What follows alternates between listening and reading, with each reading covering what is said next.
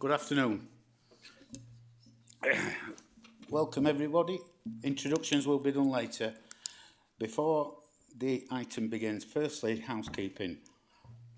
Fire alarm.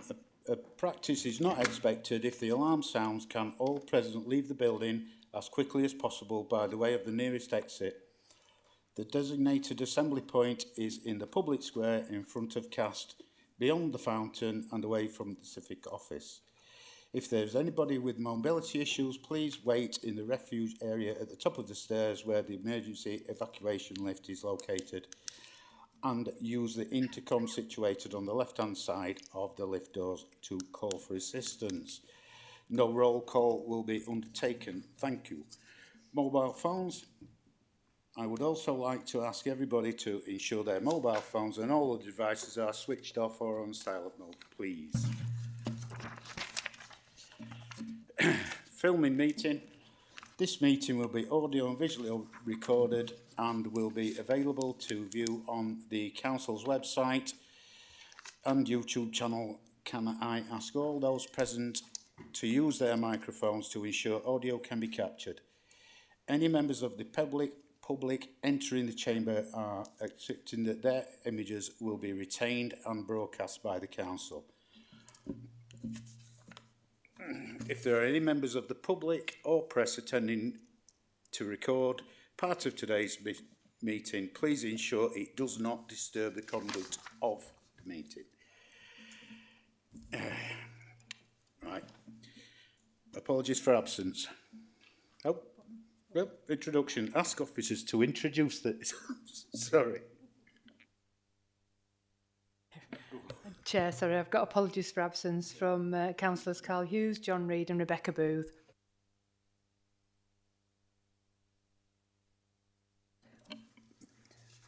Oh, we're doing well here, aren't we? To consider extent of public press to be excluded from the meeting. There are no issues on the agenda. Declarations of interest. If you have any interest, please declare this in a form.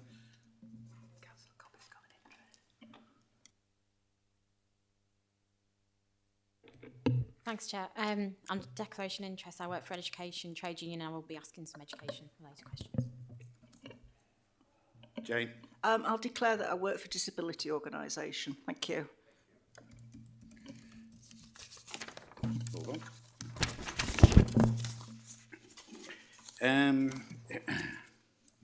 There are members of the public in the chamber. Where am I? I will allow 20 minutes for up to 5 people to speak, or 4 minutes per person in respect of matters within committee's remit. Proposed actions may be considered and contribute towards the further development of the panel's work programme. Chair, I understand that Mr Wright would like to make a statement.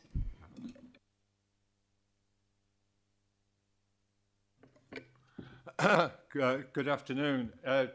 Really, just one major issue, one minor one.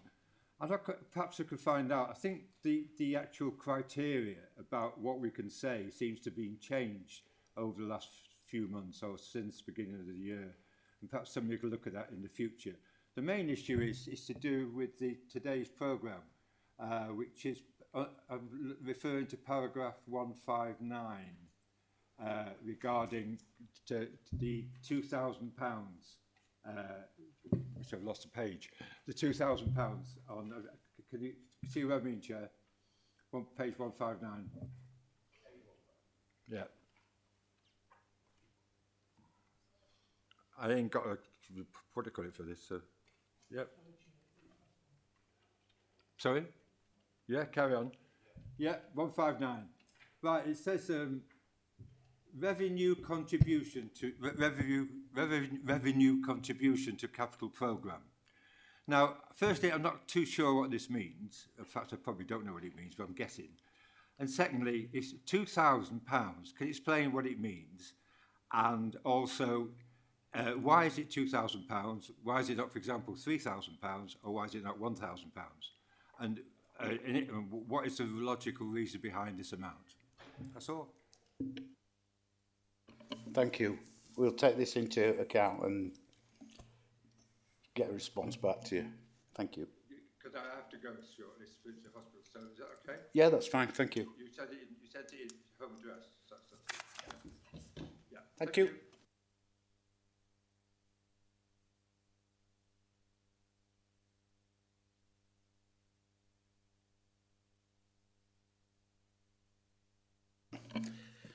I would like to propose at this point, in accordance with Council's procured rule, order of business, that the committee move agenda item number 6 to be considered as the next item. Is this seconded? Thank you. Thank you. I will now ask Chris to introduce the report. Thank you.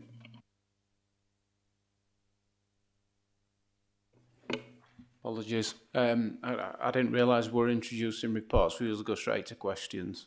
In relation to this report, and I'm taking the approach that everybody's read this, you can see that the performance figures from quartile 2. A couple of things to note from this.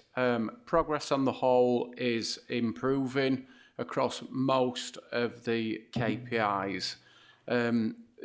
In relation to the performance that we had on quartile 1, there are 2 KPIs that have gone into green or within tolerance compared to quartile 1. There's also 8 KPIs that are also improved when you compare us against quartile 1 in quartile 2. I think with that, I'm happy to take any questions on it. That's okay. Thank you. Maria, do you have a question?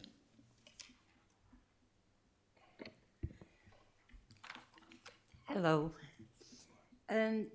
From the information that I've read, you have a total of 182 properties consisting of 141 general voids, 24 acquisitions, 7 new builds, 10 non-lettable voids and 4 awaiting demolition.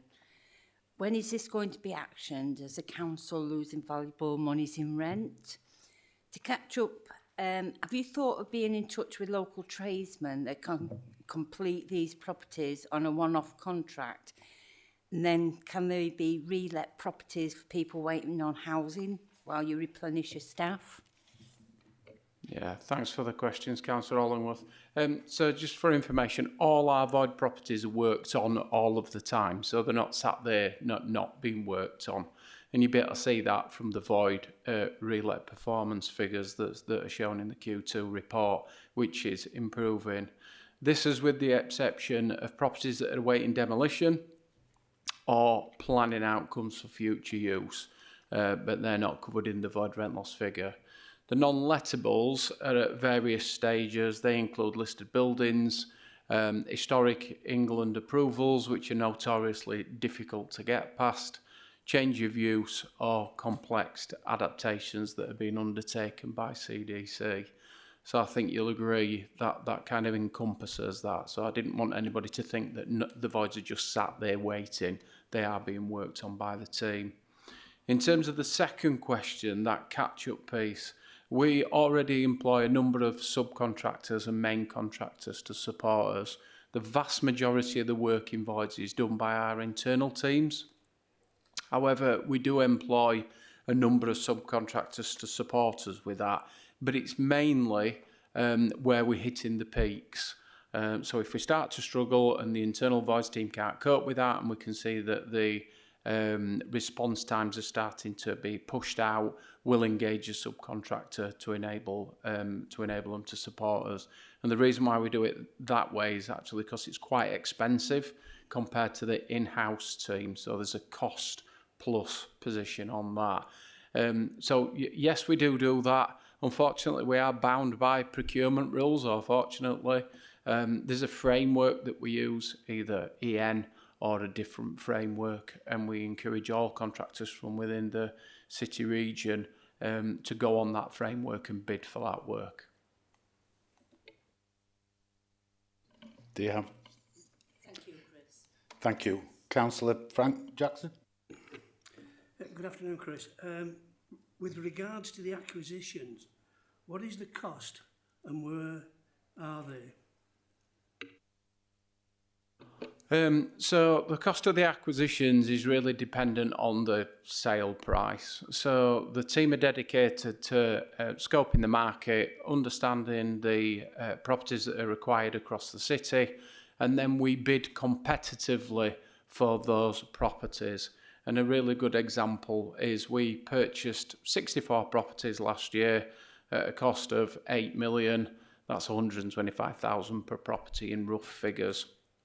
In addition to that, the council purchased St George's Court, so that were a bulk acquisition, 55 flats in there at 3.2 million.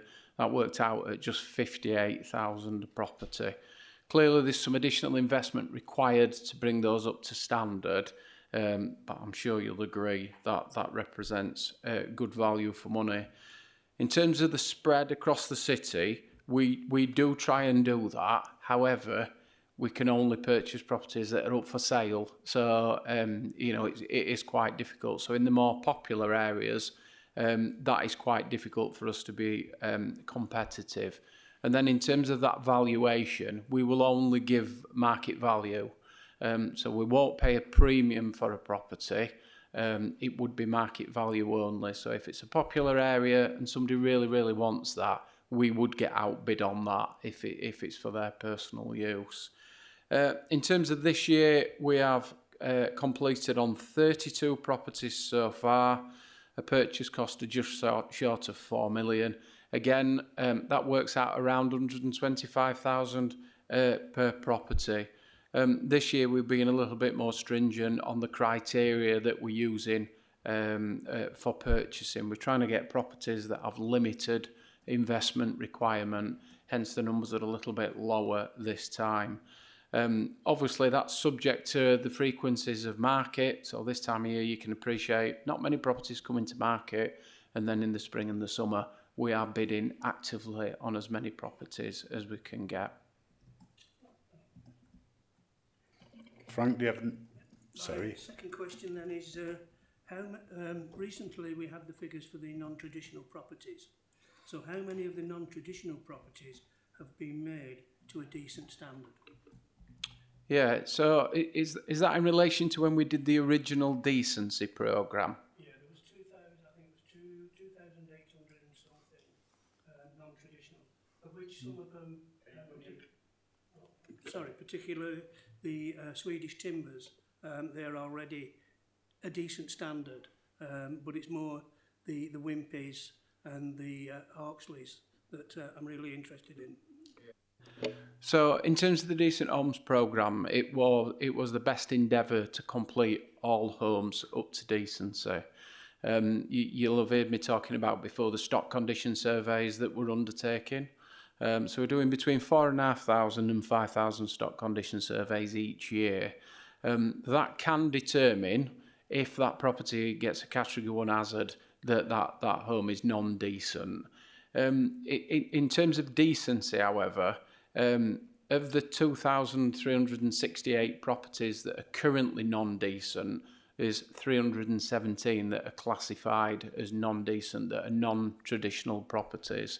That doesn't mean to say they didn't go through the decency programme. At this moment in time, they're classified as that because they've got a hazard or are waiting improvements. Does that answer your question? Yes, to a certain extent. I appreciate the difficulties that you do face with this, particularly with the BIS properties and the Wimpeys, and also the area houses. I mean, there are still some area houses that still haven't been addressed. Is that because the existing tenants are refusing to allow that to happen? Yeah, when organisations completed decent homes, the vast majority that weren't completed, not necessarily just for our organisation, would have been tenant refusals. And that could have been on medical grounds, and I had personal experience of that.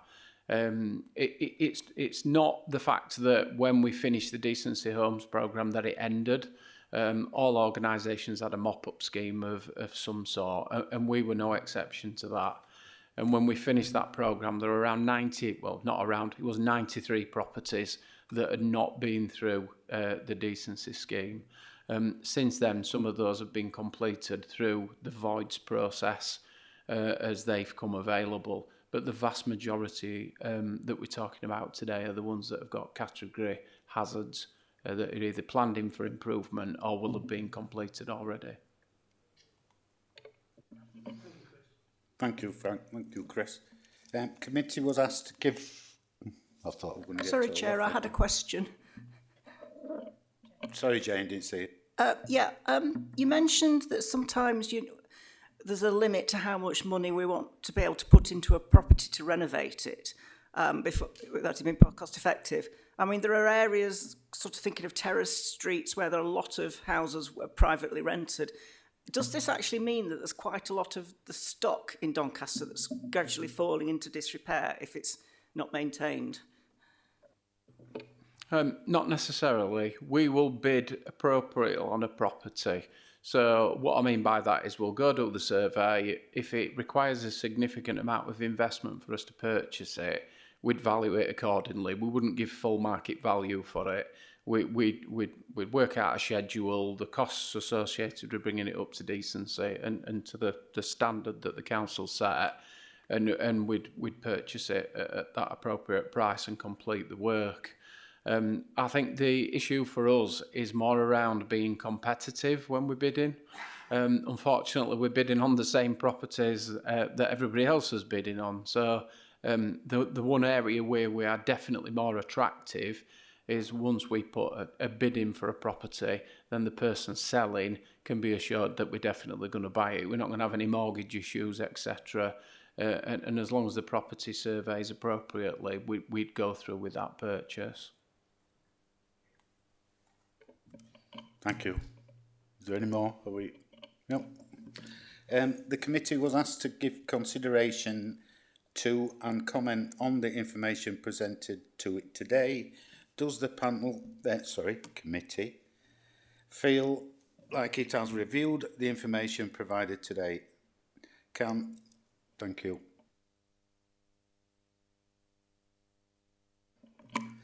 Can I ask if there are any additional recommendations? If so, we'll need to be. No. Thank you. And I think that's, thank you, Chris.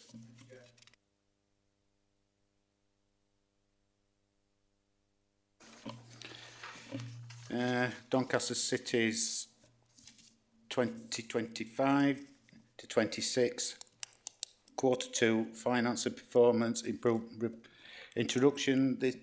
This is the committee's opportunity to comment on information provided, and I'll hand over to Debbie for a short introduction. Thank you, Chair. What you've got in front of you is Q2 report, and it sets out, as always, the financial information and the service standards information, as well as some other contextual information.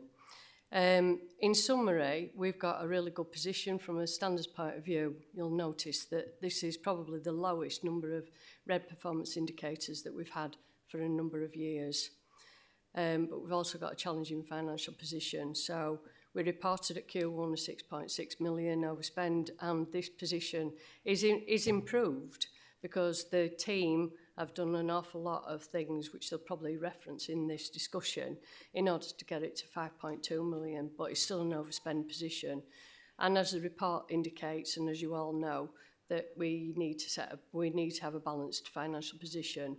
And the remedy for that, if we haven't got other measures, is set out in the report at the paragraph which the gentleman referenced earlier. So we'll touch on that as part of the explanation. But in summary, great service standards position, challenging financial position, not as bad as some other authorities, but still not where we want to be. So we've got some work to do on that in that regard. So that, I think that's what I'd like to do, providing as part of opening remarks. Thank you. Thank you, Debbie. Sorry, Councillor Frank Jackson. Good afternoon, Debbie and Faye. It's a three-part question, so I don't know whether you want them one at a time or all three together. Don't matter, go for it. Right, thank you. Right, risk paragraph 161. What are the key financial risks associated with the airport programme, including inflation, regulatory slippage and partner risk? What contingency plans exist if key milestones fall behind the schedule? And finally, agreed outside question 2 at full council. But what impact will the loan to be taken out by CDC to provide to FDL impact on the CDC budget with regards to loan repayments required by both partners?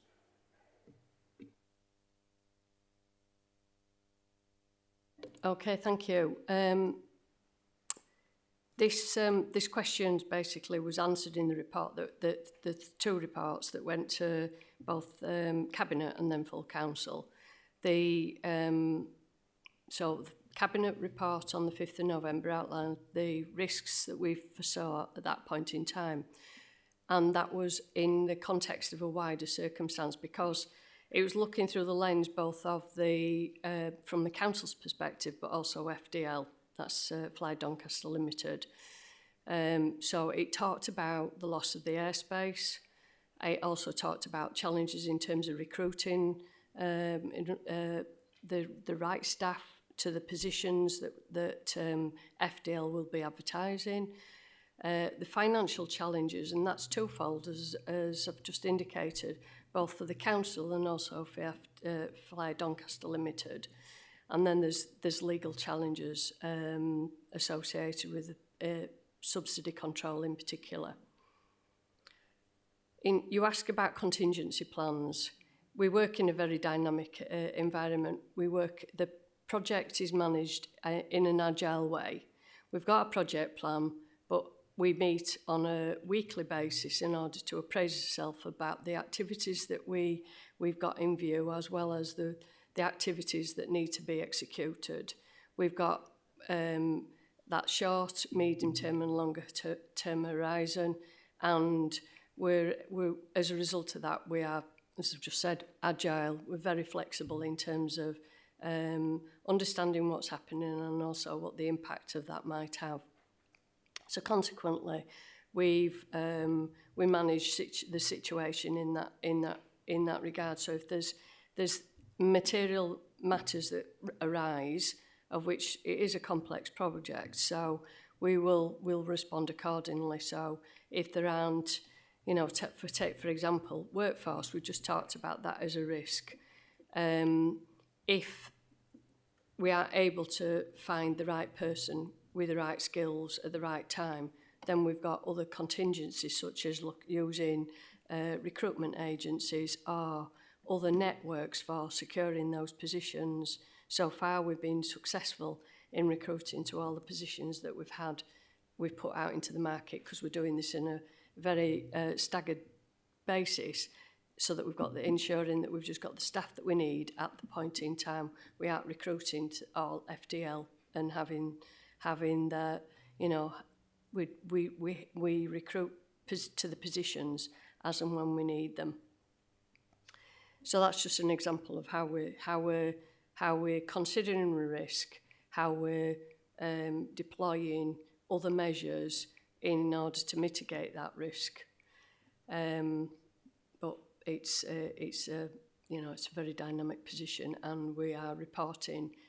We do a RACI, so that identifies all the risks on a regular basis into our, and I think through those reports, if you reference back, it talks about the governance arrangements, both as it stands at the moment, because as it is at the moment, it's going to be different when Fly Doncaster is set up.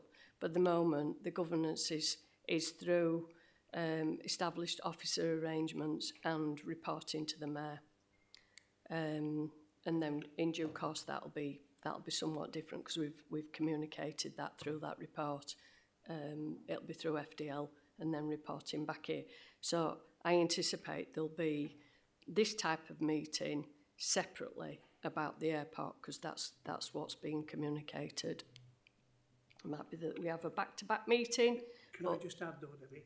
Can I take it then that we haven't got people just sat on the bottoms? No, we've, as I said, we know all the positions. We've done a workforce structure, and we are selecting the positions that we need in order to have them in key and instrumental in taking the programme forward. So we know we need lots of firemen, firewomen, and they will only be recruited at the point that's needed. So no, we're looking at, we're targeting. We can't afford to. This is going to be a lean and mean endeavour. We need to just have people at the right time, not yeah. So Faye's just saying we need ensuring that they have them so that we can demonstrate that that we're a fit person. That's we. When I'm saying we in this regard, I'm meaning FDL is a fit person and can demonstrate to the CAA that we've got the certification.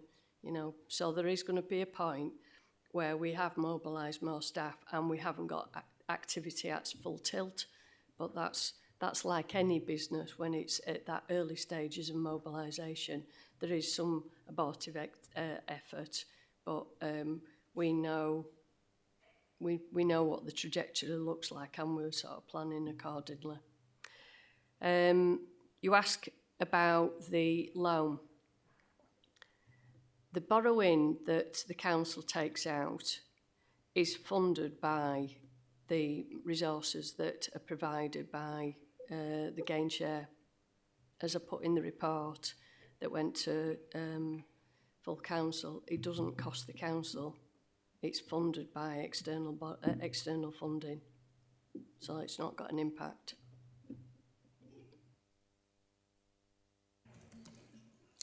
Sorry, Antoinette. Oh, sorry, Frank. Sorry, Can we let Antoinette go?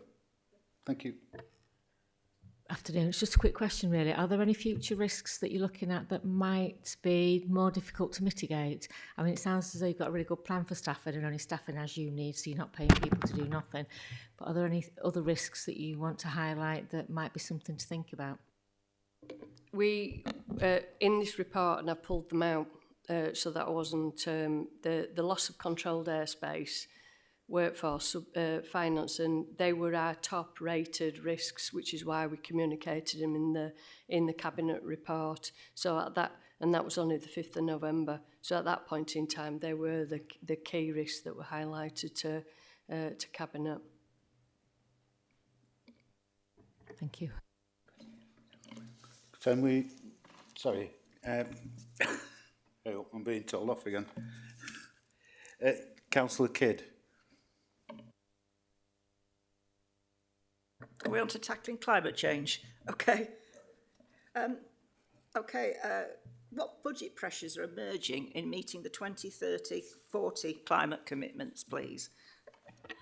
Hi, thank you for the question. Yeah, so I suppose the first thing to say is that those targets are challenging targets to achieve net zero by 2030-40. But for us as a council, they're not just about the emissions. There's obviously a range of benefits that we want to try and achieve through that. So there's health benefits for people who've got insulated homes, for example, skills benefits for people who get jobs trying to do that work, as well as cost of living impacts for people who have less bills to pay. So there's a whole range of benefits that we look at in the work, and when we make the case for funding, then that's obviously how we would do that.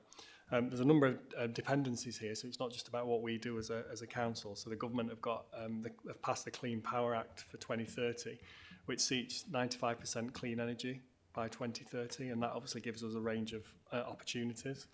We've done well as a council, so I'm focusing on us as a council here in that our emissions have reduced by 63% from the baseline of 2005, which is good. And given the commitments in the 2030 Clean Energy Plan, we're on target to achieve a 93% reduction by 2030. So we're on a good path. But that said, there's obviously lots that we need to do. And we've talked, I think, before in the committee about how we're trying to decarbonise our estate trying to invest in that. That doesn't cost us directly money. We use external monies wherever we can, and obviously there's an invest to save case that we make to do that in terms of reducing energy consumption that saves the council money. So there's a lot that we do to try and maximise the resources we get in. I guess the thing to say though is that we don't have all the resources that we would need to achieve that now, but that's that kind of approach that we've taken all along in terms of drawing down the resources as we can. And we've obviously decarbonising our fleet as well. We've paid for quite a lot of new vehicles that reduce the emissions and again reduce costs. So I know your question was about financial issues and penalties. There is no financial penalty for not achieving those targets. But we do have to continually be entrepreneurial about bringing resources in to support that. And I think there's more resources coming online all the time. There'll be some through the integrated settlement from Simca from next year as well. So we need to keep going. But as I say, the benefits are not just about the net zero. There's a whole range of other things that this brings with it. Yeah, thank you. So you're saying that most of the money that we need to do stuff like decarbonise the fleet and everything is actually external funding. Is any of it our own particular core funding, or is it all external? Yes, that's absolutely. We have 5 million reserve that was set aside, was it 4 or 5 years ago? And we keep drawing down that money and matching it with external resources as well. And we do have an invest to save approach as well for some of our own vehicles, for example, and our own estate. So it's a combination, but the majority is external. Are we able to measure the sort of benefits, the cost-benefit ratios? Yes, we do. I appreciate what you're saying about if we're increasing skills and health, then that's obviously a benefit. Yeah, we do measure cost-benefit because that's how we make the case for the resources as well on our buildings, for example. Yeah. Is that actually reported to us quarterly? So if we actually looked for it, we would. Yeah. Yes, we do have a sort of more detailed plan that's not in the report that talks about that path, and obviously we can provide more of that. But yes, we do report on it every quarter in terms of the headlines. Okay, thank you. Yeah. Thank you, Jane. Can we go to Debbie? Debbie, thank you. Yeah, I think we're gonna cover off the previous question, but I just wanted to nail that last point as well, because before we make any decisions about particularly investing in our buildings, we do that cost-benefit analysis, because this money that we put aside, it's like being sort of really precious. It was a lot of money at a particular point in time, but we've had to use it very sparingly because it's non-recurrent. So if there's take for example the carport at the back. The solar panels on the top of that, that case had to be made about the cost of the car park and the EV chargers versus the investment that was made to make sure that there was a business justification for the extra costs of the solar panels. So we do that on each. Richard, who works for Lee, they have to put their team have to put that information together, and we cover that in each decision on each ODR. So we don't actually do a report if that was what you were getting at, but we publish each decision. So we've been looking at like the investment in leisure centres. Excuse me. Sorry. Can you turn your light off, please? Thanks. Sorry. So like the investment in leisure centres, again, looking at on a cost-benefit basis. And as Lee was saying, that external funders also expect us to do that as well. So before they make any commitment, they want to know that we're committed to it, but they also want to know that it's cost-benefit. So in some cases, we need to dive in here, though, because some of our buildings are that old and got old boilers that we need to make the investment, not really, but at the moment we're keeping true to that it needs to have an internal rate of return. We wanted to just come back, if that's okay, on the question that was asked, so that then it's recorded, so that that's then fine. So I think, are you going to cover it, Faye? So it wasn't 2,000, unfortunately, it's 2 million. It's got a K on the top of the table. Do you want? Oh. Hiya, thank you. Yeah, as the report outlines, in terms of the current projected position is the 5.2 million overspend at the year end. So what we need to do to show that to demonstrate that we're planning and we're preparing for that position. What we've done is we've reviewed all our earmarked reserves and kind of estimated. So what would we do if we do outturn at 5.2 million? What earmarked reserves would we utilise to offset that overspend position?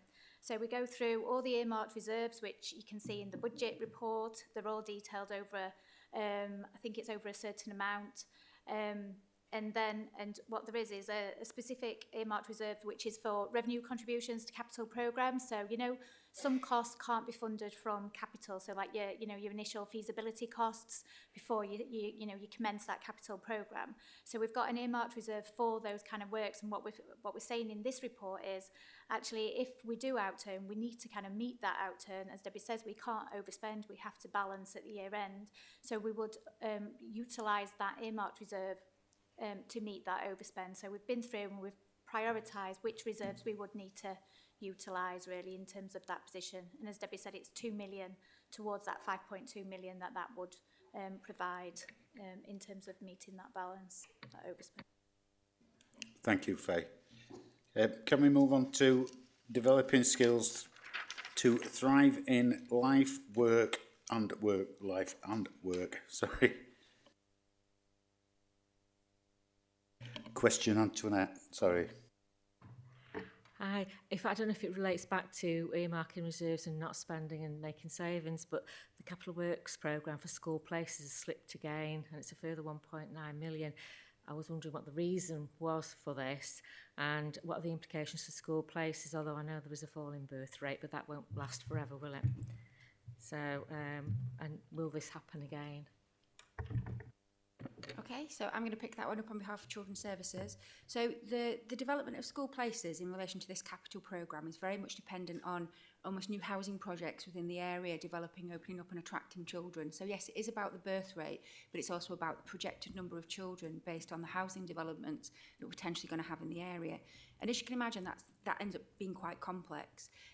One, because sometimes the housing projects get delayed due to planning or construction, and there's lots of different things. What we sometimes find is that housing developments will part develop, but they don't necessarily attract the children in the yield that we estimate and expect.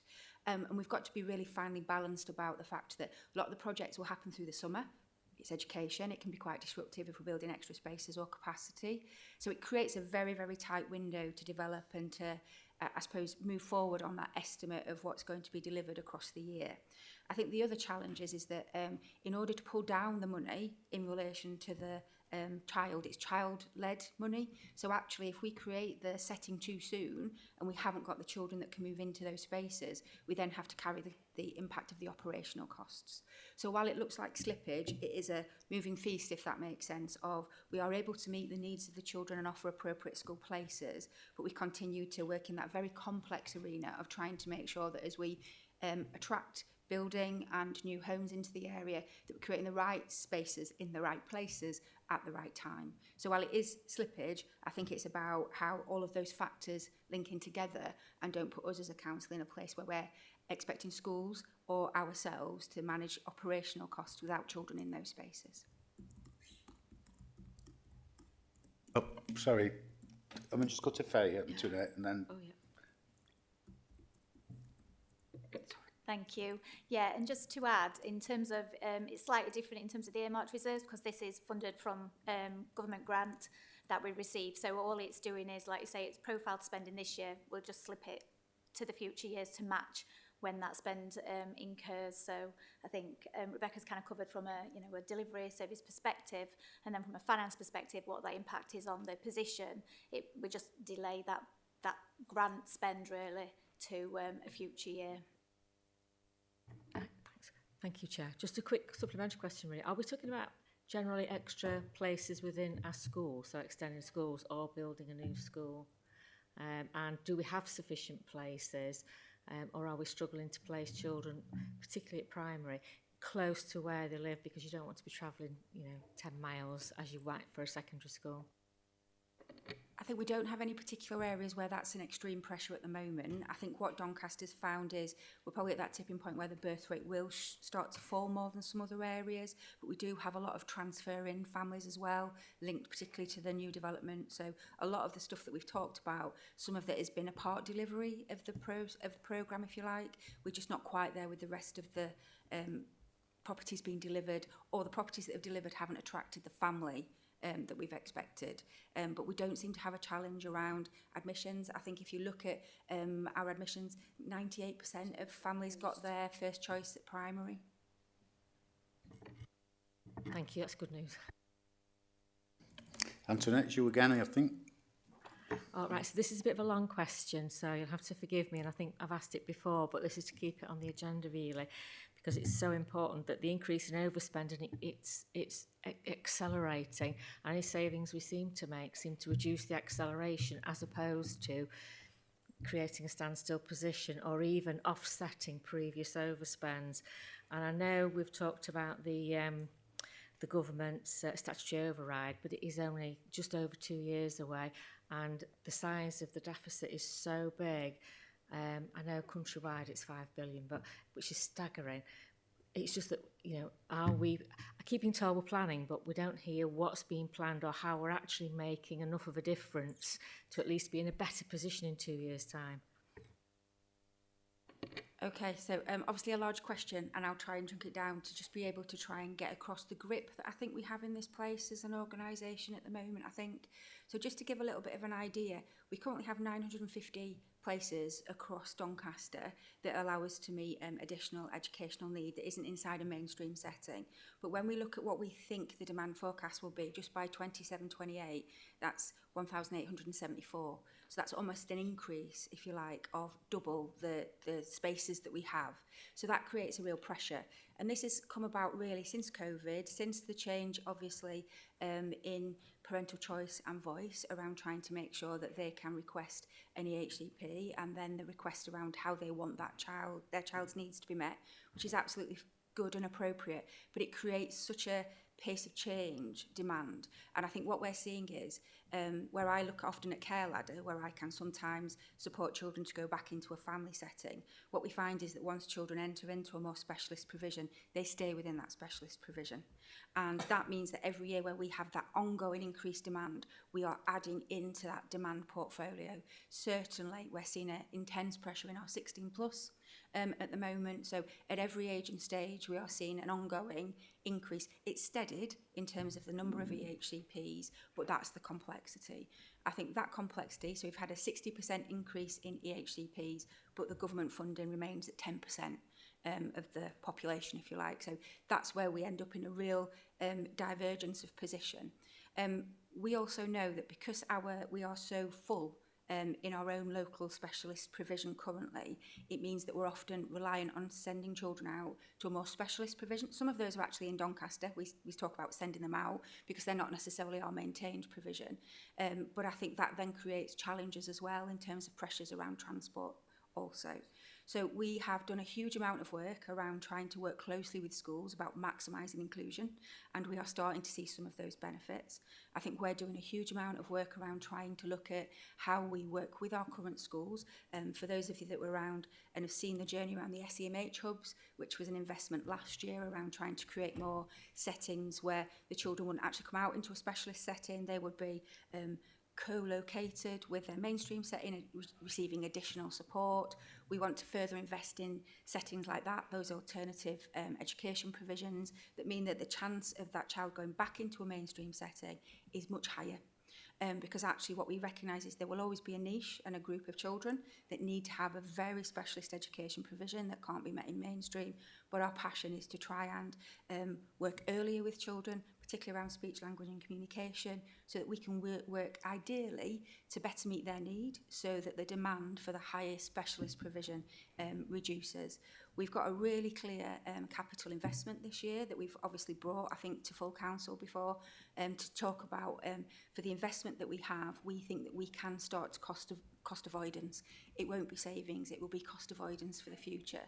I think the real savings may potentially come when we get the white paper and we can start to work with schools, with families, with parents and children to see how we can better meet need without having to put children in high-cost external placements.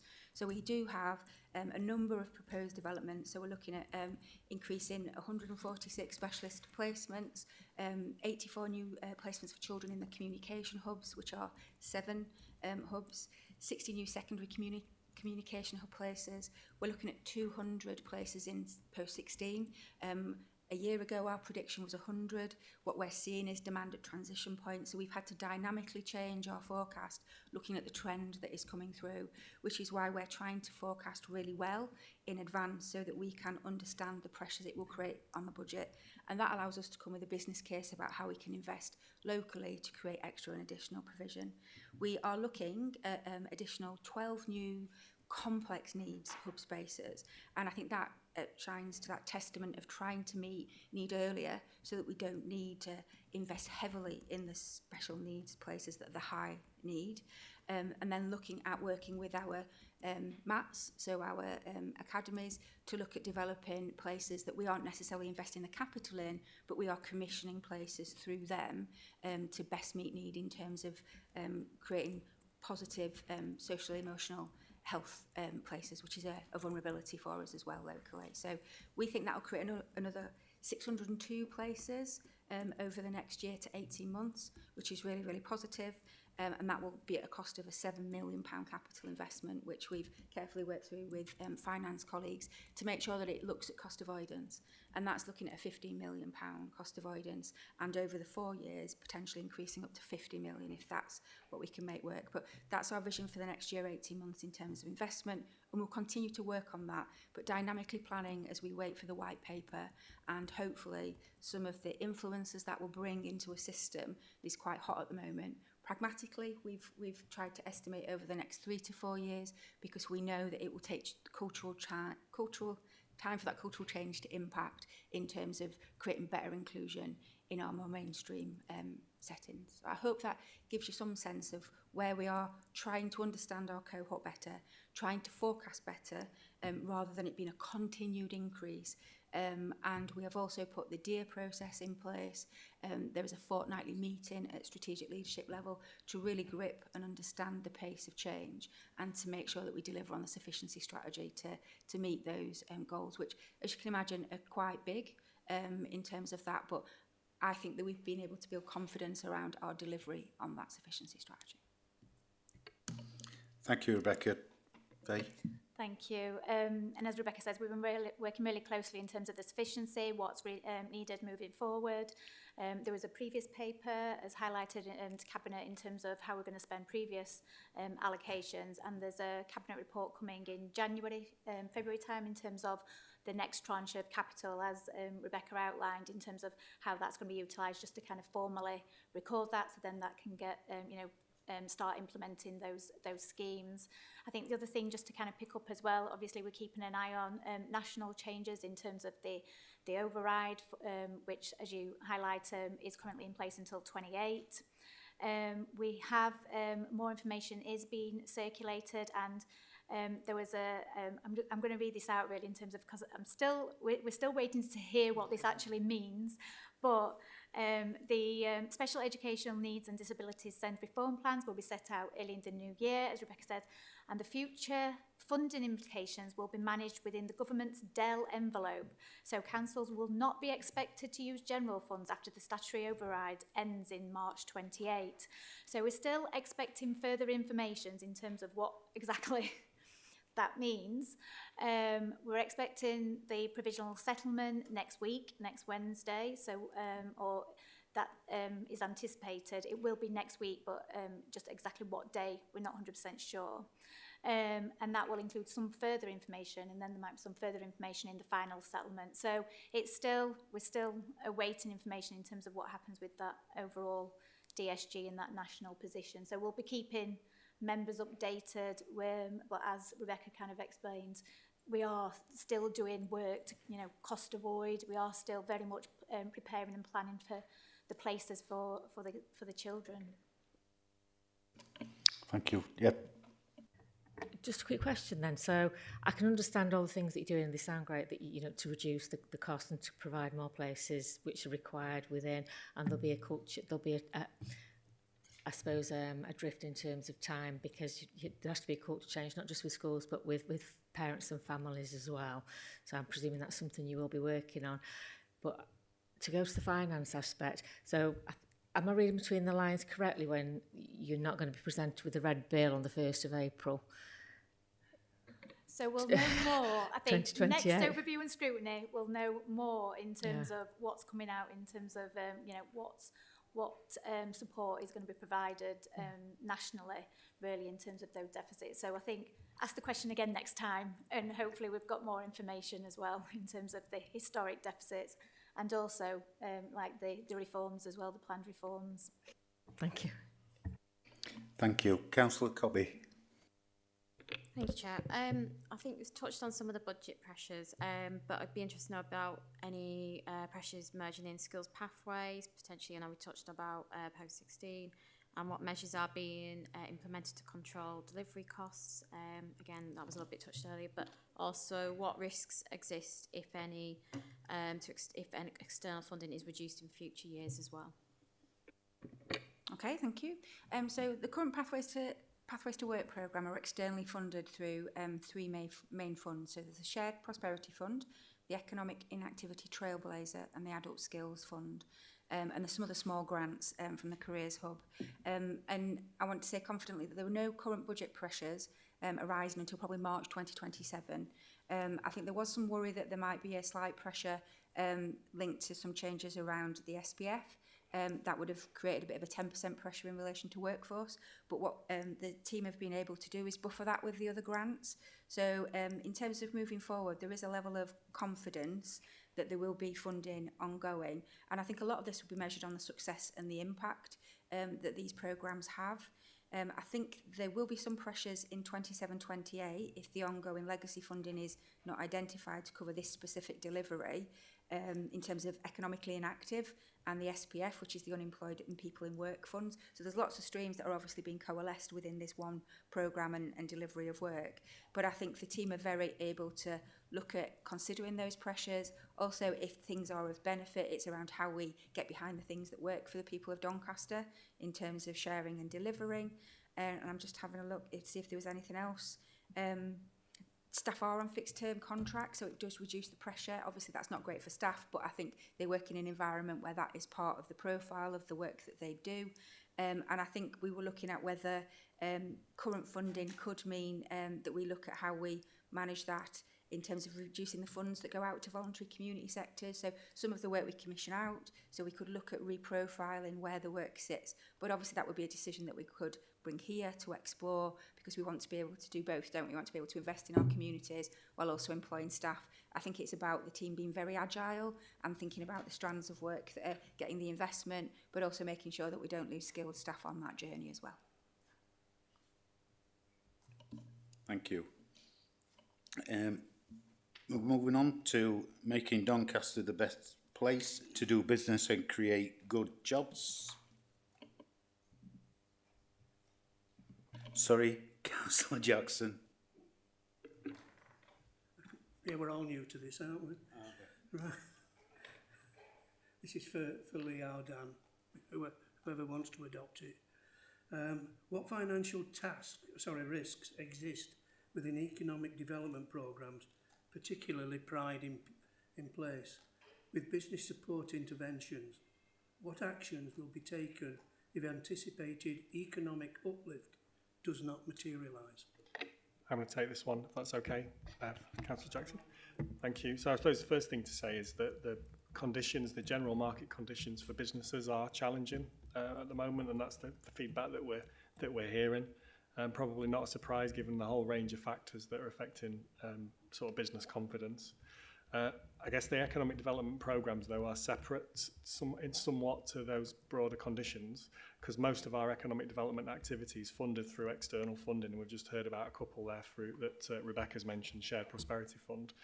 We've got other funding streams that we have, and what we try and do is, when the funding comes to us and when it's available, we try and make sense of that and make sure that businesses can access it in a seamless a way as possible, because they don't sort of really care about the funding stream. So we try and make that as accessible as possible. And the economic development team in the council, their job is to do that. So we have some really good quality provision, from business startup to supporting SMEs to inward investment and support to larger businesses as well. And I think a bit like with the skills activity, we're okay through 26, 27. We've got that shared prosperity fund, which is a significant amount of our business support activities funded through that. We've got that through 26, 27. There's going to be a challenge probably at the end of the next financial year, though, because the amount of money that we get, and it comes via SIMCA, is being reduced. And it's also being put into the integrated settlement. So technically it can be used for other things. So there's some work that we'll do, at least whilst we've got the stability in the current financial year and the next financial year, we'll do some work about what that growth support needs to look like and make sure that it works for our businesses. Businesses can help support and co-design it, and it connects with the skills support that Rebecca's got. So we're okay through 26, 27, 27, 28, there's going to be a redesigned offer there for businesses. In terms of Pride in Place, which is one of the other funding streams, that's obviously targeted at specific areas, and that's not really focused on business support, although there is potential for it to be used to support businesses in the menu of interventions, as it's called, but that doesn't kick in until 27, 28. So again, there's work to be doing in the next financial year to work with residents and businesses in those areas to design that work. And obviously the economic uplift that we want to see will also be determined by some of the other things that we're doing, not just the business support, the investment that comes into Doncaster that businesses draw down themselves, and some of our own growth plans, whether that's the city centre or airport or other places.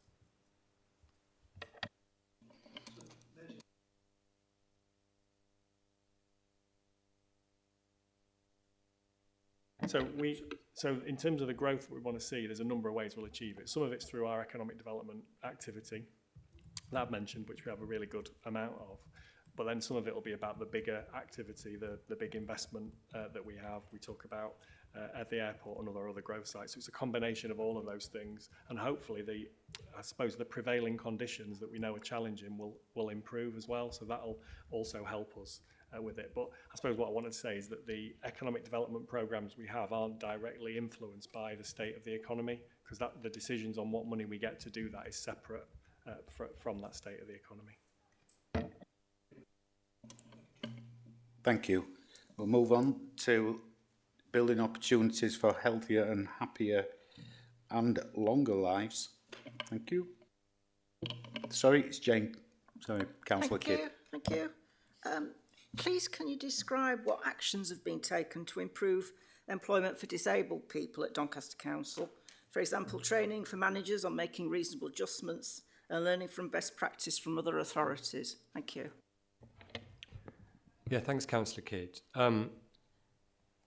So disabled people being able to work is important to the council. I think it's probably important on a couple of grounds in terms of the ethics of inclusion. Why should anyone be denied rights that other people have? And it's also important around having an economically active population and people being able to make the contribution that they want to make to Doncaster life. So quite a few things we've been doing in that space. We've got a local supported employment programme. So that's specifically designed to help people find paid employment, but also sustain paid employment. So yeah, I'm sure you'll be aware, in the past, public sector's been good at trying to help disabled people find employment, but haven't really stuck alongside them to help sustain that paid employment. So our focus there, making sure that people have a personalised plan, that we're working to understand the skills and the adjustments that they need, and kind of sticking with them with our job coaches. That's having quite a good impact, and it's also having an impact in the council's own responsibilities for employing people. So we've had some people through their supported employment programme who've joined the council in direct roles. So for example, in our assistive technology service, in our workforce development team, and in some of our direct care services, we've had people, disabled people joining the council through that kind of job coach role, as well as people working for other employers through that route. The council itself, we're an accredited disability confident employer. So we've been doing quite a lot of work around our recruitment and selection processes, and also, as you mentioned, in terms of our reasonable adjustment policies. So we have got policies in place. We have got mandatory equality in the workplace training, so people understand their responsibilities. We've got good uptake of that training. We've got guaranteed interviews for disabled applicants who meet essential criteria. We provide advice and guidance for recruiting managers. But I think that one of the key things, because lots of councils have got policies, one of the key things for us is that we've connected with people who are our employees who are disabled, connected with them through our employee network approach. And we've made changes to the council's application process as a result of listening to people, making it more accessible and easier to navigate. We've also reviewed our reasonable adjustments policy and republished that in the last week. So we've got a clearer understanding now amongst managers and staff about how adjustments can be agreed and how those should meet individual needs as well as supporting the workplace. So we're able to record support at work through Well at Work statements. We're able to access occupational health advice and also draw on national schemes like Access to Work and disability leave. So the sorts of adjustments that we've been able to put in place for people, they can be physical changes like furniture that's ergonomic or assistive software to help maybe people who are neurodiverse. We've also got extra training, mentoring arrangements, flexible working arrangements we've been able to put in place for people. So we're definitely not saying we've got it cracked, but I think what's changed a lot in the council over the last couple of years is that sense of active listening, both to people that work for us who are working with disabilities, but also through our kind of coaching program to people that we're supporting outside in Doncaster's communities. Thank you. You mentioned that we're a disability confident employer. What level are we at? Now there's a question that I might look left for the answer to. Please can you find out? And yeah, I mean, just carry on a little bit from that. I mean, it makes good economic sense when you consider the limited healthy life expectancy for people in Doncaster. So we don't want people sort of becoming automatically economically active around 58 or whatever the age is. The culture is extremely important. How do you think the culture is, just expanding it a little bit, to other employers within Doncaster? Do you think people are getting it? Do you think people are interested in learning and making reasonable adjustments? I think some are, and there's some really good leading proponents and examples. This connects to the conversation we've just had about the economic inactivity trailblazer as well, because there's a lot of work being done through that to support businesses to be more flexible in the recruitment practices.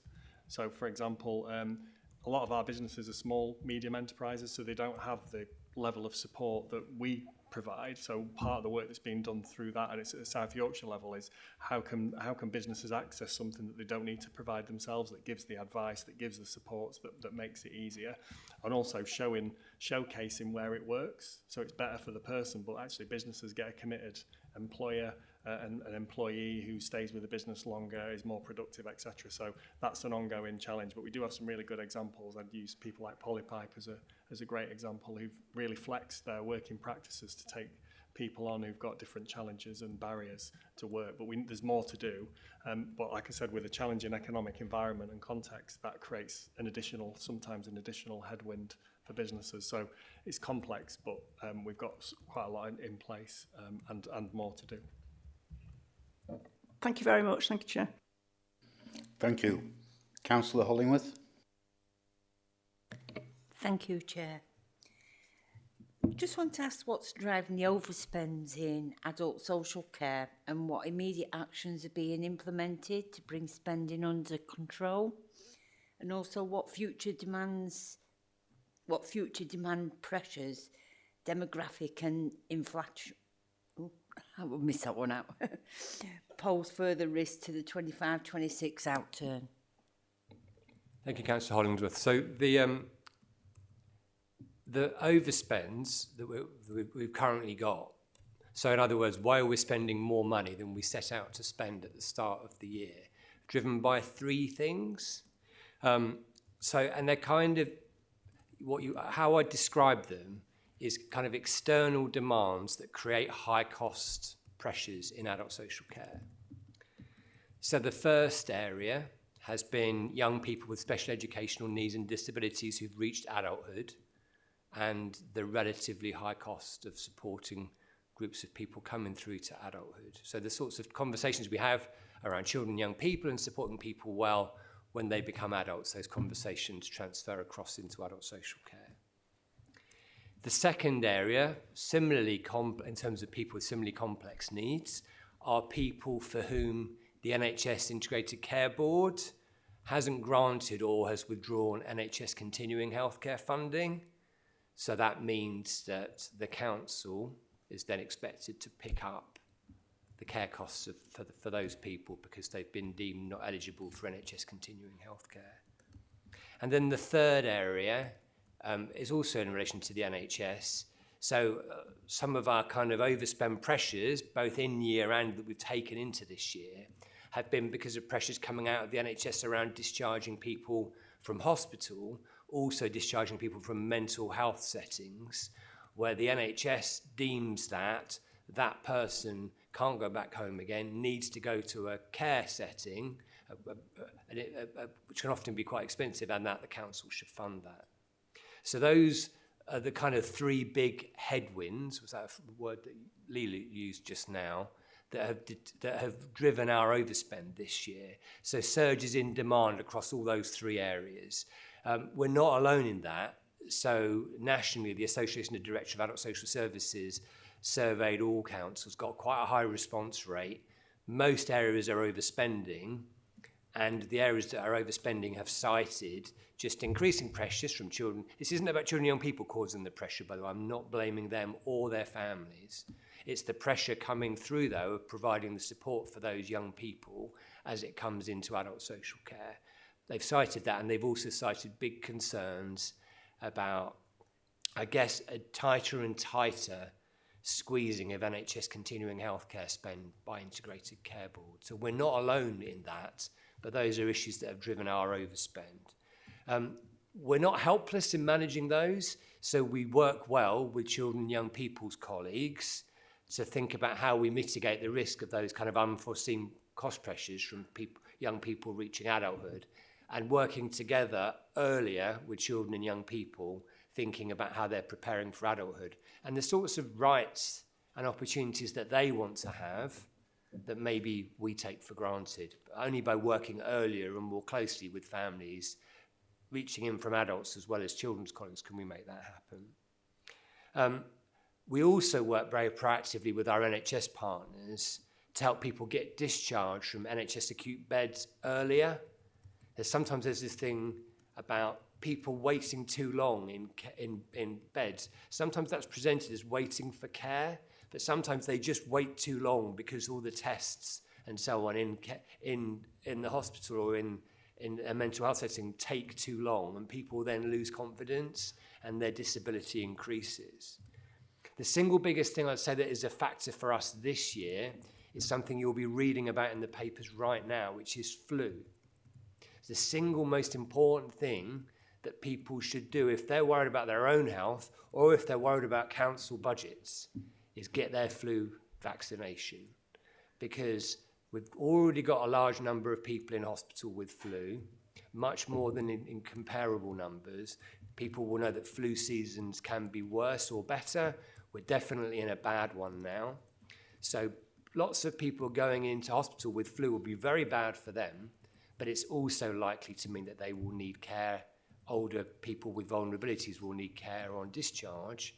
For a number of people, having a flu vaccination will stop all that unpleasantness for them happening. Probably the least well-managed risk at the moment is around NHS continuing healthcare, because there is still a pressure on ICBs to reduce their spend in that area, and ICBs are also going through a 50% staffing cut at the moment, which is very painful for those staff. but it's also reducing the ICB's ability, I think, to work alongside councils, thinking about better ways to kind of reduce the position for, I guess, Doncaster people of losing that eligibility, which can feel quite difficult for them. Adult social care activity in the Directorate is quite stable. It's not that there aren't things we need to be working on and improving, but the amount of activity we've got for most areas is the same or below as it was in 2019. So we haven't got big increases in our own commitments that are going on that are taking us above, say, levels that we were at 5 years ago. We've improved our own home first services quite a lot, so that older people are better supported to recover from illness or injury, which means that they're less likely to need expensive care arrangements later. The biggest priority within the Directorate now, I think, is for adults of working age to work to improve the way we work alongside them, and that includes young people coming into adulthood, so that we give them more choice and control than they sometimes currently have. And so we move away from some of the restrictive care arrangements that some adults of working age are experiencing in kind of different kind of institutional settings. We're delivering all of our savings that we've been charged to deliver in adult social care, and benchmarking between us and comparable councils, so places like Rotherham, Barnsley, North Lincolnshire, Wakefield, as well as other councils across the country that are similar to us, our spend levels are average.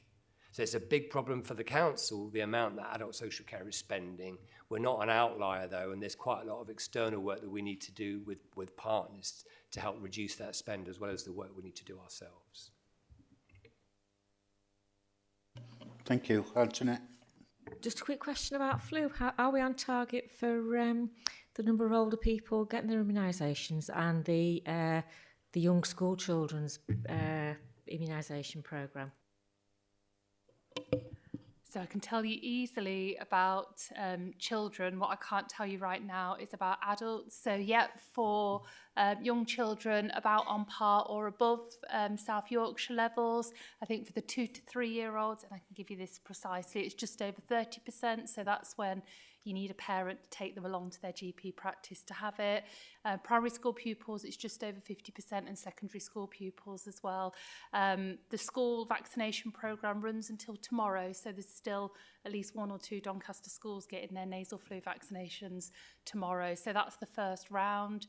The service that is provided goes out again and offers catch-up clinics or catch-up opportunities as well.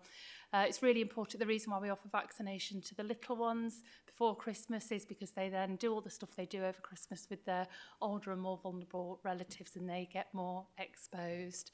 This is normally the week where we do see that bump up in flu cases, and you probably have seen in the news that commentary around super flu. So we're just seeing whether it is a different strain or whether there is activity levels that are different to normal, but we do normally see a bump up at this time.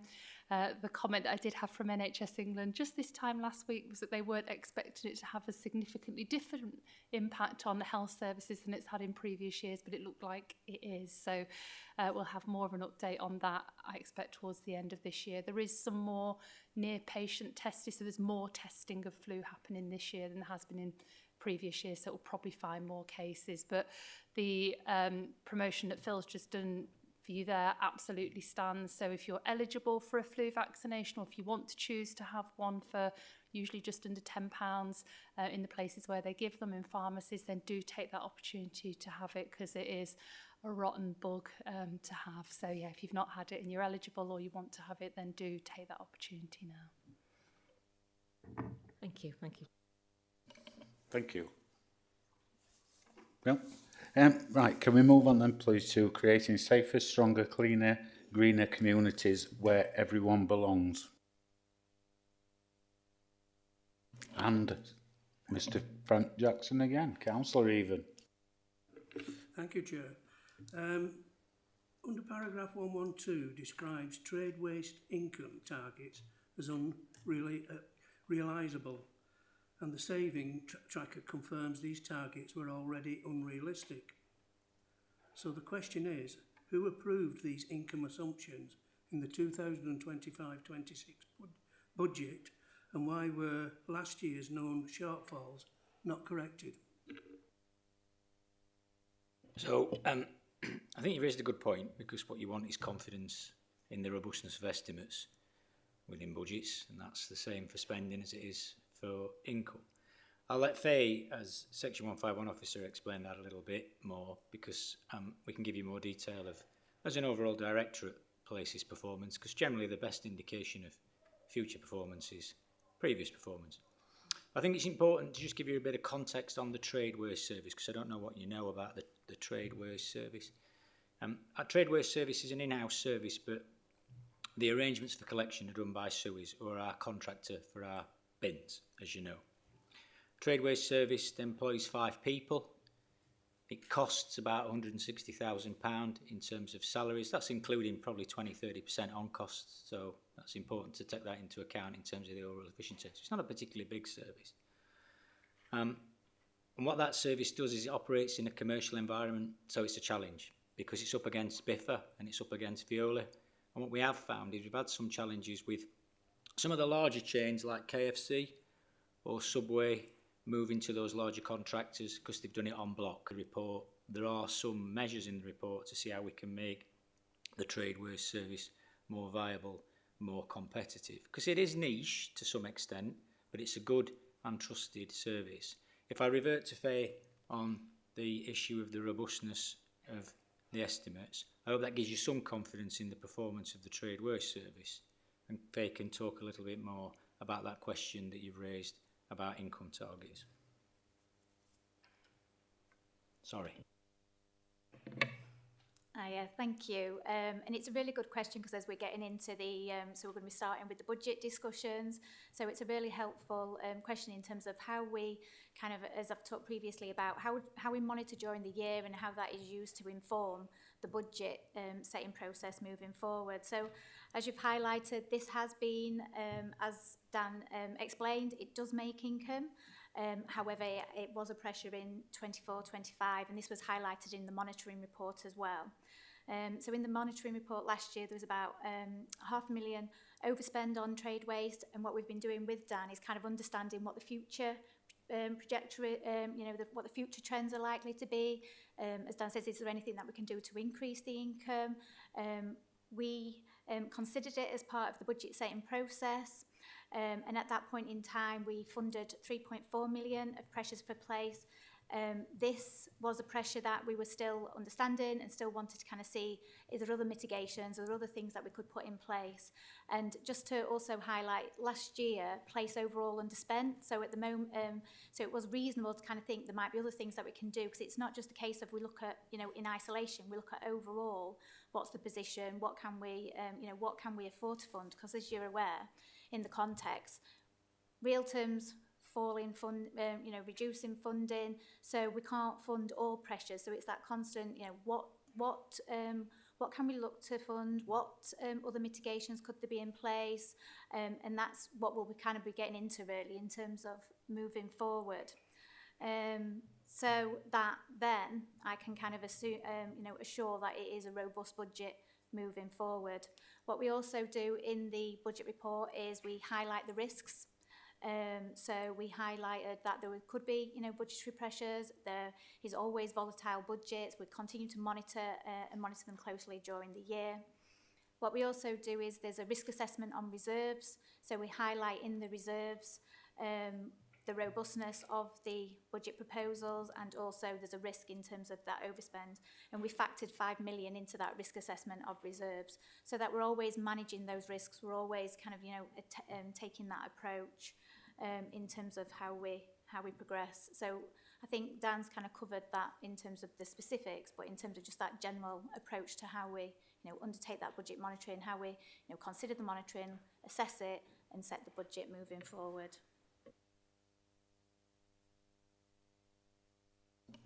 Thank you. If we can move on to that next reserve one, please, Councillor. Yeah, again, referring to paragraph 112, and the environment table shows that the waste collection contract was significantly under budgeted, sorry for the voice, requiring a 23k emergency correction. Again, who costed this contract and why was the financial model inaccurate?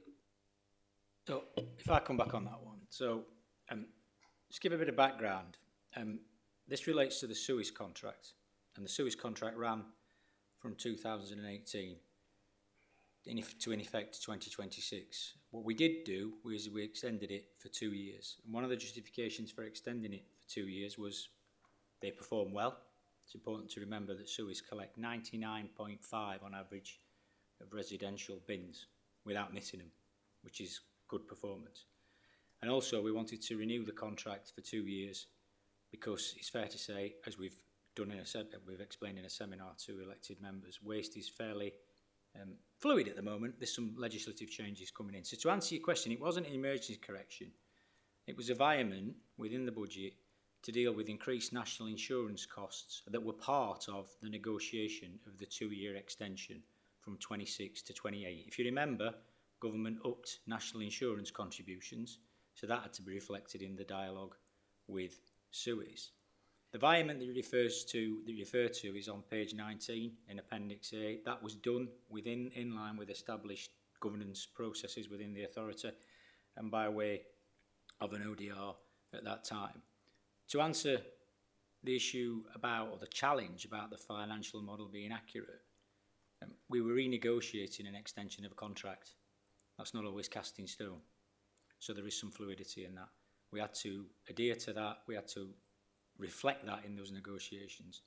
And now we have a 2-year contract extension. We are now currently at the moment consulting with residents and consulting with actually the industry about what the future waste contract might look like from 2028. Big challenge around that as well is there's some significant changes to waste collection. There's some significant expectations about waste segregation, and what I mean by that is how it's sorted when it's put in a bin, because the reality is with the future of waste, if you don't sort it at source, and the more you burn, you'll get taxed for it, because they want to drive down, obviously, the burning of waste. So I hope that gives you some comfort that it wasn't an emergency, but it was a renegotiation of a contract that we needed to find at that point in time the resources for. I don't know if Faye wants to add any more on that in relation to process, but I think due process was followed and it was necessary for that point in time. Yeah, I think there's also variable elements to the contract, isn't there, Dan, in terms of, so there's variations in terms of the tonnages, so there's things like that, so it's not necessarily you get a fixed price, and that's, you know, what... Chair, I think that leads on to the next question, because depends how long you've got for me to explain waste contracts, but it's challenging and it's quite volatile, is what I would say. But we've managed it, I think, over the years. We've had blips probably in the early days of the relationship with Suez, but we managed reasonable collections all the way through COVID. And I would say, if you look at other authorities who perhaps aren't performing as well with waste, we're doing very well on residential collections, on trade waste, and actually on household waste recycling centres. As you go, referred to the consultation, Dan, recently with our new calendar for next year, there is a consultation that identifies that the blue bin is to be separated, so you will receive 2 blue bins. Now that means that most households are going to end up with 4 bins, and particularly those people that live in, shall we say, tourist houses, where do they put their bins? I can understand that as a challenge, but it's not a choice, it's a direction by law. We will be required to segregate paper and card. So it won't be 2 blue bins. There's an option to use the existing blue bin for paper and card and provide another receptacle for what went in the blue bin. But the requirement by government is to segregate and source better at source. If you look at other places, they have a brown bin for certain things, a blue bin for some things, a black bin for your residual waste and a green bin for others. That's the way that government are going, standardisation. What we need to do is make sure that we get that embedded before we go out for a new contract, because the last thing we want is a new contractor coming in and we've got to put a new bin in place. And I can accept it's a frustration for people to have more bins, but the reality is it is a legitimate and legal expectation of government to provide that facility. If you don't, and you don't segregate at source, and you get more going into burning, or landfill, but particularly burning, they will tax you. What's important to know as well is that government have taxed people that make packaging waste, so Amazon, those kind of people. That money has been given to local authorities. Now, that money isn't ring-fenced. It can be used to deal with our wider challenges. But an element of that money should and could be appropriated for future-proofing your waste service, because there's going to be some changes. There's going to be some significant expectations, and I think we explained that reasonably well when we did the seminar about the future of waste. But I think in answer to your question, we're out for consultation at the minute.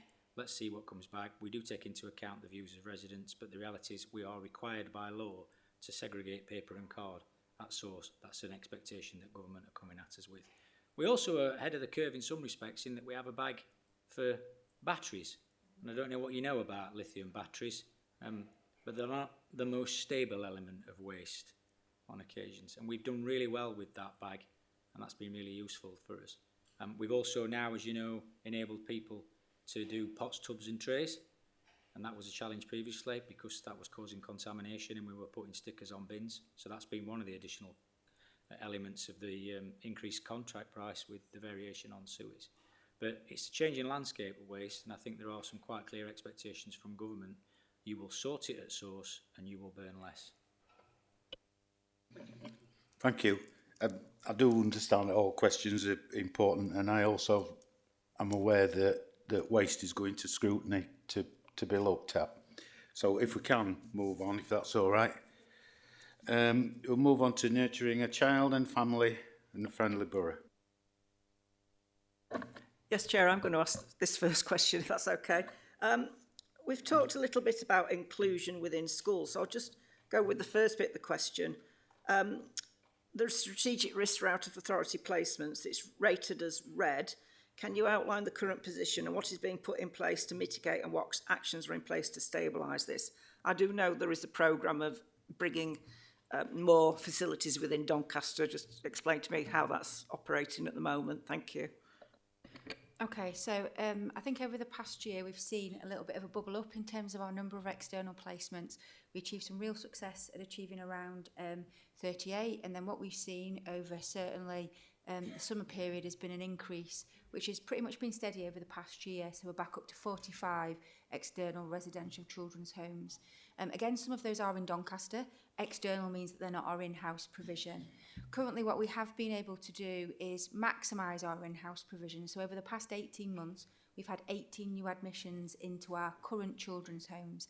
And I think that shows some positive investment in the 16 plus provision, positive transfers, move-ons for children into their own accommodation or return back to family. So our in-house homes have seen a really positive move forward of young people, and that's been a real shift in Doncaster, because at one point young people went into those settings and then didn't come out until they were 18, and that created a bit of a challenge. So we know that we provide in-house residential accommodation really well.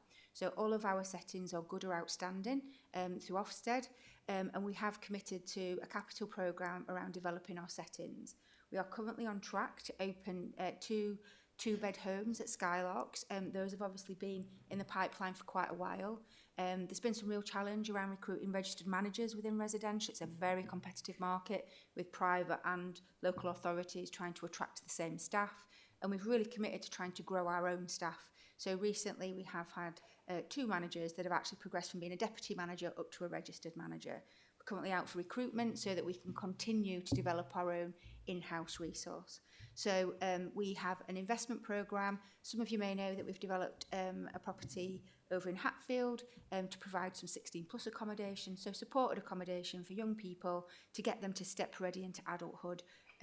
We are developing that in December, and we're hoping to open up another 7 beds. So that creates extra capacity for safe and positive move on, progression into independence. That allows us to free up some in-house residential space as well, which is really positive. And we are proceeding at pace to try and make sure that We look at where our needs are in the future.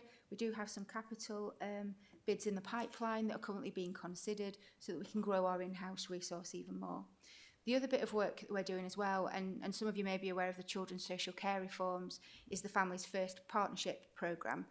This very much aligns with what we've been aiming to do through our sufficiency strategy in Doncaster anyway, which is kind of manage the demand at the front door. And that sounds really weird when you talk about children and homes and demand, but what we want to be able to do is invest in early intervention and prevention and reunification for those children that sometimes we look after. We put in very costly placements, and actually sometimes we need to do really good care planning around work with families, work about getting them into family-based arrangements, supporting their family to care. So we're also doing a lot of investment and work in trying to manage some of our children to have better outcomes with their families, to have better outcomes in foster care. So we're actively recruiting to our foster carers. In January, February time, we will bring our local kinship offer, which is around revitalising the support we put in place to provide care to family members that choose to take on parental responsibility for a child through a special guardianship order. So we're really trying to stem the flow of children that need residential homes. We know that it's a very niche group of children that will need that support, and sometimes what we've seen more recently is children stepping into that space because we don't have the foster carers to meet their need. So we have developed an enhanced foster care programme where we actually give psychological support, intensive training, increased short breaks and respite care to foster carers to support them to manage some of the needs of young people that would otherwise end up in really high cost, at distance residential care. We are absolutely as well, the real challenge is the marketplace. So what we're seeing now is a lot of local authorities are experiencing the challenges that we are, that some of the children that are 10 and 11 are ending up in residential children's homes, which is highly unusual, and it's a trend that's been seen over the past 3 years. So we're doing active work with foster carers that have children around that age so that the placements don't break down, but also working with our SGO carers, our kinship carers, to try and enable them to get better support in a proactive way, not waiting until there's crisis, to really try and prevent some of those children coming in to external residential placements. We will always have a small number of children that need that level of care and support. We do have 2 young people that are in tremendously high cost placements currently and 1 young person that's in a secure setting. That spend alone, the secure setting is costing us £32,000 a week. So you can imagine how that adds up, but that young person is there as a result of a court order because that's the only way we can keep them safe. So we do always have a very small number of children that are find themselves in really difficult situations, and we need to really step in and provide high levels of support, security and safety. But we continue to work really tenaciously with commissioning. We work really closely with our finance colleagues to be able to predict the need and spend. That's allowed us to articulate some really good cases for investment. We've invested in a multi-systemic therapeutic team. We've got one already that was really successful here in Doncaster, working for families on the edge of care. We've brought on a second team that will help us work to support some of our young children to go back home that are actually currently in residential placements and or in foster placements that we think we could actually create the safety for them to go home. But that's really quite specialised work, and what we want to do is provide that wraparound so those children aren't bouncing back into our care if at all possible. So we're really taking a multi-pronged approach to try and make sure we become less reliant on expensive out-of-area placements. We know we might need some. Our sufficiency strategy that is emerging, and again will come through the processes for you to look at, is that our ambition is by 2023 to get down to only having 20 external placements. We think that's reasonable for the care population we will have at that point. We're estimating about 400 if Families First helps us deliver. So we're really trying to recognise we will never get away from having none, but what we want to do is make sure it's the absolute best value for that child and it is driving the best outcome and we get the best for the Doncaster pound. And if we can, those children are local, so they stay connected to their families because that increases outcomes. So we've got a really tight, complex, but well thought through programme of work to try and make sure we get best value and best outcome. Can I just ask about, you mentioned the £32,000 a week. Is that sort of money, are they able to ask for that sort of money just because of market forces? It sounds like there'd be some magic provision being provided for that sort of money, but is it actually driven by market forces? Yes and no. So in one way, that is the price that's been asked for a secure setting for that level of need, is what I would say. But yes, it is a reflection of the fact that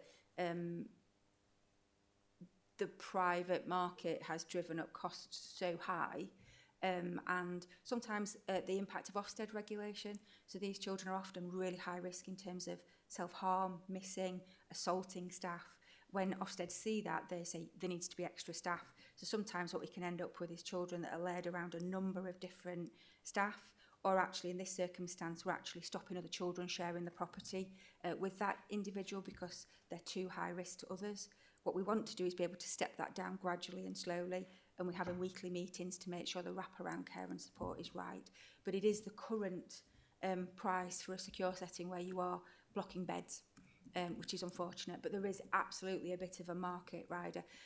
Obviously, the government is very, very keen to try and make the costs that any setting provides more visible, with the aim to be able to then start moving. You know, the CMA is looking at pieces of work around how we get the market stabilised again, so it isn't a case of road providers driving the price up. But it is quite complex in terms of the regulation and risk. Thank you. Councillor Cobby.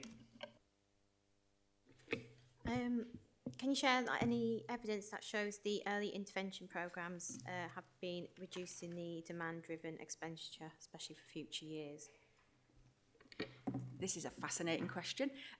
What I would say is directly in Doncaster, what we are able to see is that we have a large amount of families that are engaging in the activities that we put in place that we would class as early intervention, that sit within universal targeted support, and we know that the quality of our targeted help staff impacts on the number of children that we then see flow through into statutory services, and I think that's really important. I think the investment of the government in the Families First programme also reflects that as well. I think their ambition is to do the upstreaming, which is if we meet need better earlier, we will still have a level of complex need, but actually that will be lower because we're addressing the challenges sooner. There's a really interesting piece of research by Dr. C. Webb, and what he's highlighted though is that it's again quite multifactorial. You almost have to be addressing poverty at the same time as you're driving investment in early help for it to have a positive impact. What there is evidence of through his longitudinal study is the fact that if you invest earlier in early help, you will have less children flowing through to child protection and into children in care, which is where the high cost level is.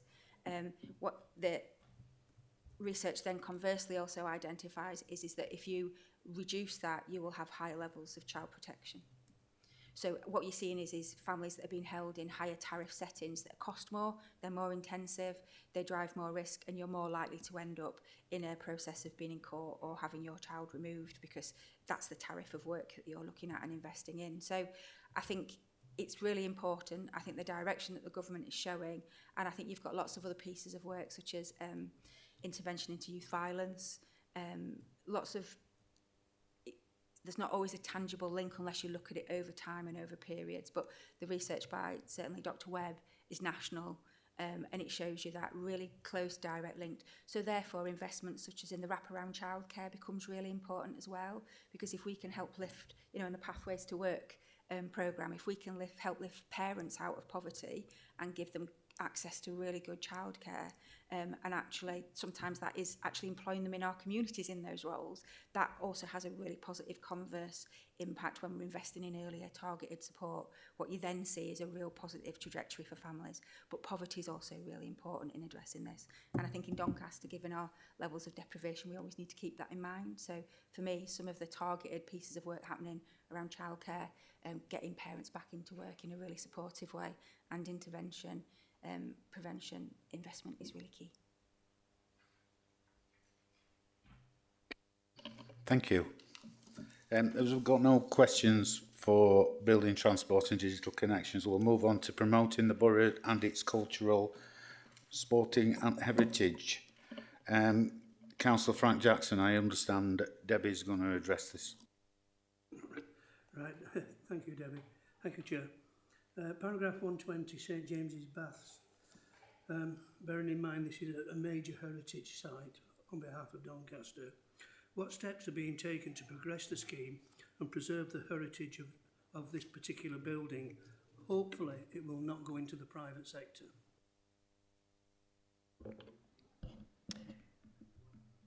You're probably not aware, it was part of our investment as part of the LUF scheme, so we got nearly £20 million as part of LUF 1, and as part of all the things that have happened around in the town, the St James's Baths received funding as part of that.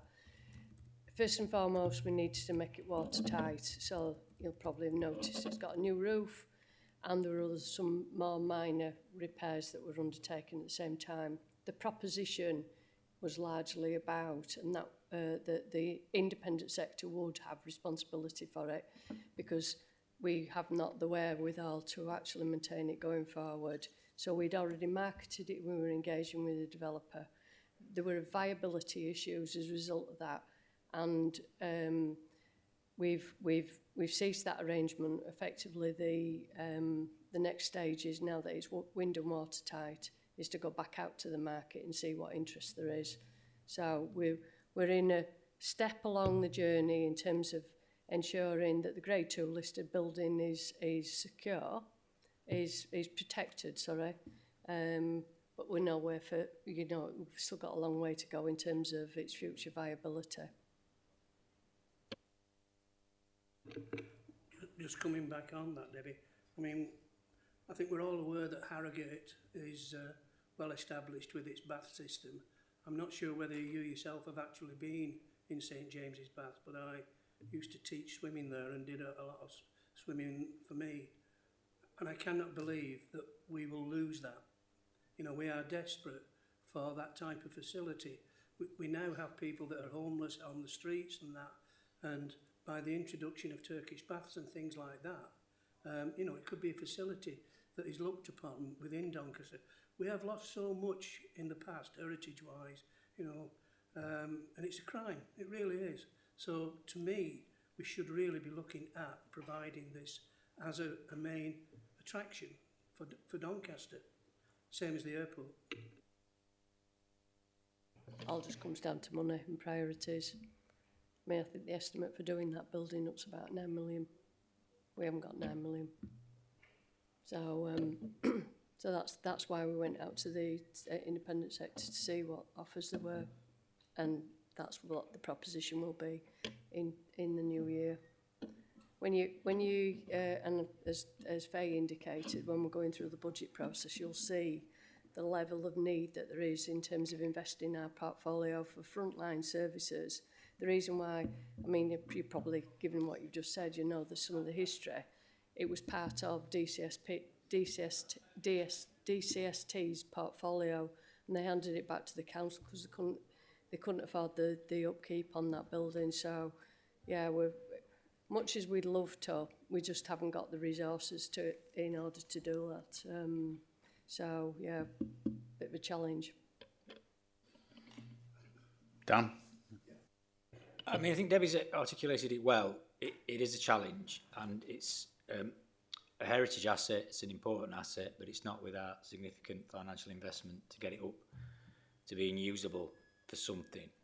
I think what we've got to look at is if that does go out of market, we want trust and confidence in the person who takes it on. Because I think that's always an issue with these things, because you need to make sure that you have that trust and confidence before you lose control of it. That's the reality. The other thing to remember is that this whole area is subject to a much wider regeneration programme. You will have seen most recently reports that have gone through or going through in relation to Waterdale. And if you think about that regeneration, in terms of sequencing, that will add to bringing more interest in something like that. Because currently, it's on a corner on its own. If you redevelop that whole area, or somebody in the private sector is aware that that whole area is going to be redeveloped, that adds a different dimension to it. So I think there's a longer term aim, but it is a challenge, because I have been in it. And it's very unique and very interesting, particularly the Turkish bath sides of it. But I do think we will get some interest, but it's got to be about a managed interest, and having trust and confidence that that's going to be delivered. Because as Debbie pointed out, it will need significant investment to get it up to a usable standard, and for something else which is more of a attraction than just a straightforward swimming bath. Thank you. Thank you. I will ask this. What is the financial net position, sorry, of key events, and what actions will be taken where costs exceed projected benefits? What steps are being taken to ensure cultural venues reduce reliance on subsidy? And finally, what financial risks arise from declining sponsorship or footfall? What programmes will re-profile in financial performance does not improve? Sorry if that didn't make any sense. All right, Steve, I'll pick that up if that's okay. So yeah, three parts. Of, I suppose the first thing about events is we're trying to increasingly prioritise events because we know that it brings people together. People want to come together. It's a key part of our city centre strategy and our broader plans for Doncaster. And we know that it has economic benefits as well as some of those social benefits by people coming together. And we've tried, particularly over the last 12 months, or 18 months, to make sure we've got a real bigger and better calendar of events for Doncaster. And we have an events overview group, which is chaired by one of our anchor partners, Club Doncaster. It's got the racecourse, it's got wildlife park, it's got other partners on there.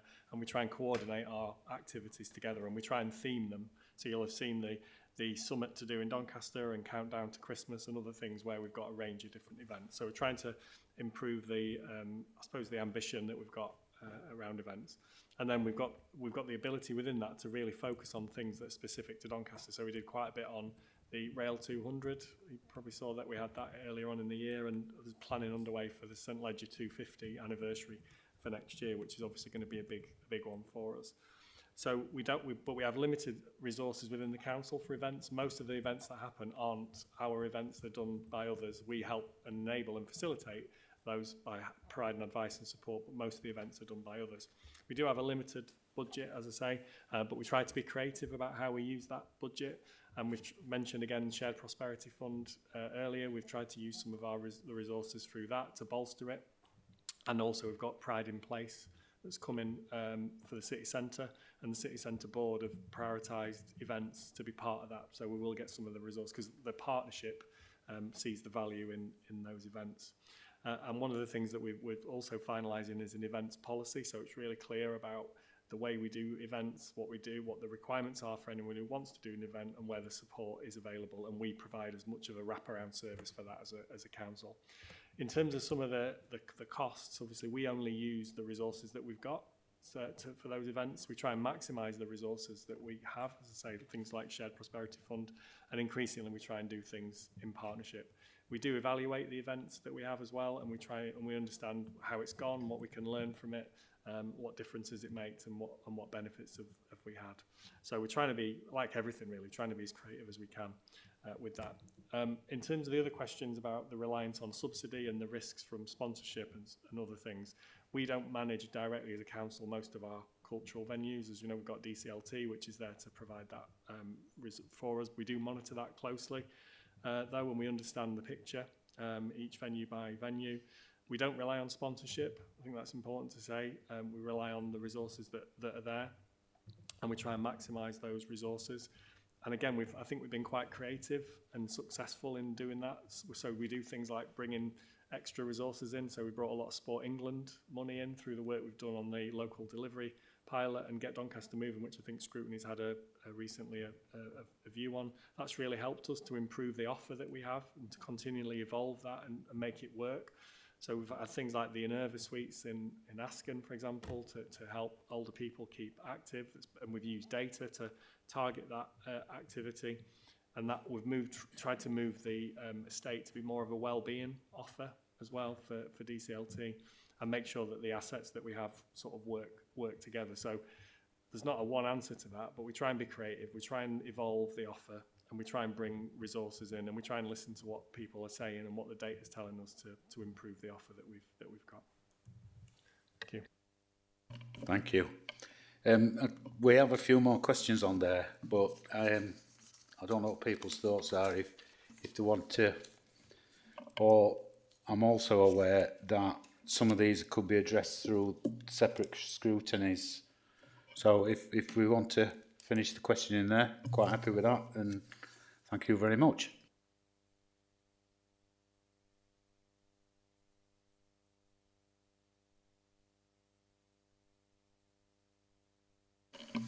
Yeah, thank you. The committee was asked to give consideration and comment on information presented to it today. Does the panel feel like it has reviewed the information provided today? Can I ask if any additional recommendations? If so, what are they? I will need a supporting reason for the recommendation. Thank you.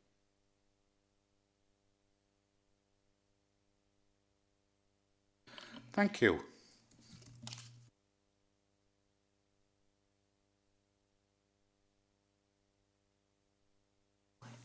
Sorry, Chris. Thank you, Chris, for your support. Over to Chris to look at the work plan. Thank you. Thank you, Chair. Yes, this is the last item on the agenda today, and it's the overview of scrutiny work plan and the Council's forward plan of key decisions. They're all there for your information. If any chairs, vice chairs wish to raise anything with Councillor Hughes or Councillor Cox, then please do so, and they can discuss that with the executive directors. I can see Councillor Cox that Councillor Kidd has a hand up. I'm not a chair, a vice chair. It's just a it's just a suggestion. It's so important that schools are as inclusive as possible, so that we're not building up children who are excluded for whatever reason. And the provisions that's being put in place, especially probably speech and language therapy, extremely important. I just wondered if the children's panel wanted to, proposing some work for them, if they wanted to look at that particular area and what was working, not working. Does that sound like a plan? Yeah, thank you. Thank you, Councillor Kidd. Yeah, we'll keep a note of that. Thank you.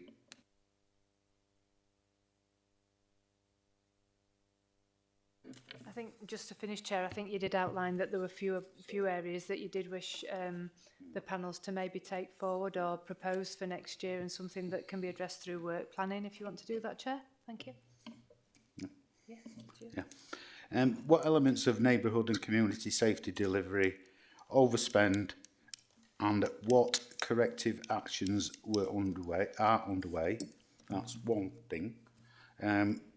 What risk exists linked to ASB spikes, new crime patterns, or environmental degradation? Yeah, that as well. Sorry, I thought I was... R&H to address town centre and accessibility and Doncaster Market's performance. Is that something that can be taken away? Yes. Thank you, Chair. Yes, it's something that Councillor Hughes is wanting to address. So we'll take that forward. Thank you. Thank you. Thank you very much, and thank you for attending today's meeting. Thank you for your time and patience.